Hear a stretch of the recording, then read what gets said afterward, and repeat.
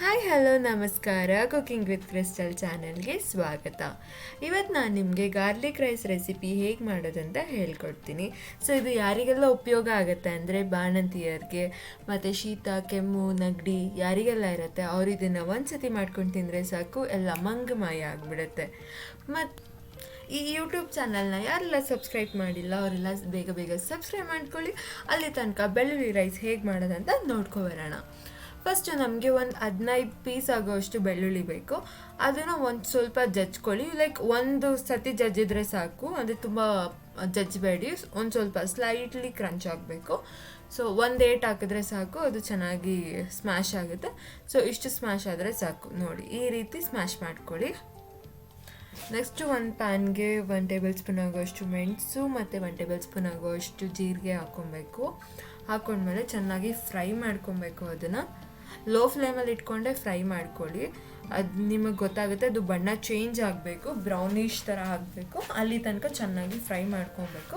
ನೋಡಿ ಇವಾಗ ಫ್ರೈ ಆಗಿದೆ. ಸೊ ಇದನ್ನು ನಾವು ಕುಟಾಣಿಲಿ ತಗೊಂಡು ಆದರೂ ಪುಡಿ ಮಾಡ್ಕೊಳ್ಳಿ. ಇಲ್ಲಾಂದರೆ ಮಾಮೂಲಿ ನಿಮ್ಮಲ್ಲಿ ಕುಟಾಣಿ ಇಲ್ಲ ಅಂದರೆ ಒಂದು ಪೇಪರ್ಗೆ ಹಾಕ್ಕೊಂಡು ಪೇಪರ್ ಮೇಲೆ ಕುಟ್ಕೊಳ್ಳಿ. ಎಲ್ಲ ಚೆನ್ನಾಗಿ ಪುಡಿ ಆಗಬೇಕು.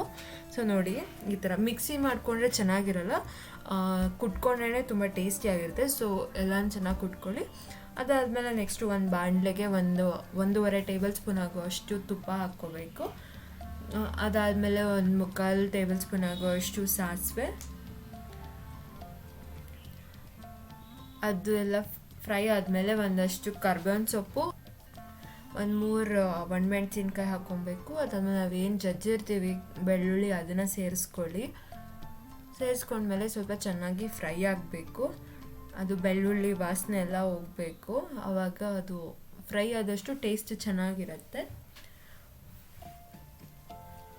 ನೆಕ್ಸ್ಟು ಒಂದು ಸ್ವಲ್ಪ ಹುಣಸೆಹಣ್ಣು ರಸನ ಹಾಕ್ಕೊಳ್ಳಿ. ಒಂದು ಚಿಕ್ಕ ಗಾತ್ರದ ಹುಣಸೆಹಣ್ಣು ಸಾಕು. ನೆಂದಿಟ್ಕೊಂಡಿರೋದನ್ನ ನಾವು ಇವಾಗ ರಸನ ಹಾಕ್ಕೊಬೇಕು. ಆಮೇಲೆ ಸ್ವಲ್ಪ ರುಚಿಗೆ ತಕ್ಕಷ್ಟು ಉಪ್ಪು, ಆಮೇಲೆ ಒಂದು ಸ್ವಲ್ಪ ಅರಿಶಿನ ಪುಡಿ ಹಾಕ್ಕೊಂಡು ಚೆನ್ನಾಗಿ ಮಿಕ್ಸ್ ಮಾಡ್ಕೊಳ್ಳಿ. ಮಿಕ್ಸ್ ಮಾಡ್ಕೊಂಡ್ಮೇಲೆ ನಾವೇನು ಕುಟ್ಟಿಟ್ಕೊಂಡಿರ್ತೀವಿ ಮೆಣಸು ಮತ್ತು ಜೀರಿಗೆನ ಅದನ್ನು